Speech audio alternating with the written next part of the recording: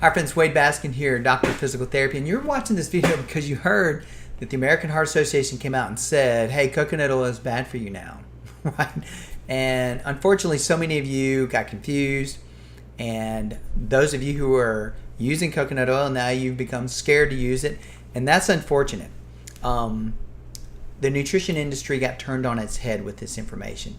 And now people are scrambling to find out what's going on here. Should I use it? Because it seems like one day this is healthy, next day it's not. Let's keep it simple. I'm going to help you out here. So we're going to use some common sense, and we're going to use a little science too. So I'm about to give you a little bit of education that's going to help you make a good decision for yourself, whether coconut oil is good or bad. Okay, so really when I dug into this study the American Heart Association hinged on, first of all, they used some information from back in like the 60s, right? Okay, next, the information that they did use has truth to it, but follow me here.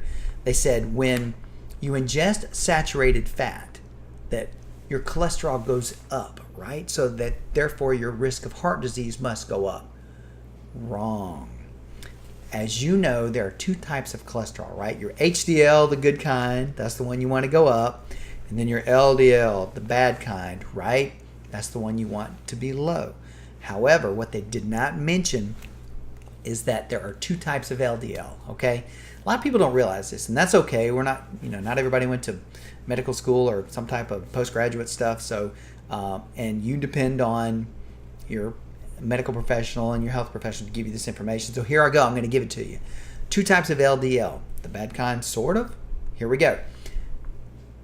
Of the types of LDL, you've got small dense LDL, small LDL. That's the kind of stuff that actually oxidizes, and it does cause problems. It is considered bad. It is considered unhealthy, and it does cause a risk of increased heart disease.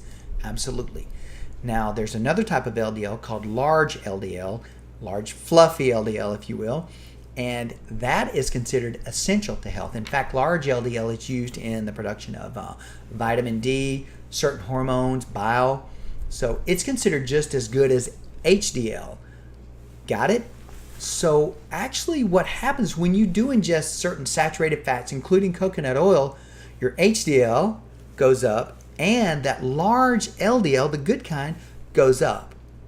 Okay, so yeah, LDL does go up, but it's the good kind, all right? So does it increase your risk for heart disease? No, absolutely not.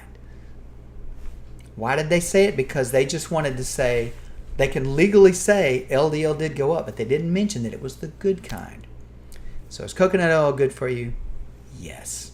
Is coconut oil going to increase your risk of heart disease? So far that we've been able to see over the last more than a decade of people using this consistently, no. In fact, people have improved their health, their biomarkers, their blood work, their risk of heart disease, their weight, by simply switching to coconut oil.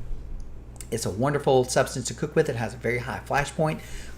Certain vegetable oils, other cooking oils, they have a really high omega-6 count. That's an inflammatory substance. We don't like that. I deal with arthritis every day, and people that have inflammatory problems, I try to remove them from that. Coconut oil has been a godsend for me in helping people achieve better health, both in the fitness realm and in the physical therapy clinical setting when I'm dealing with conditions such as arthritis or any other autoimmune disorder or any inflammatory type disorder.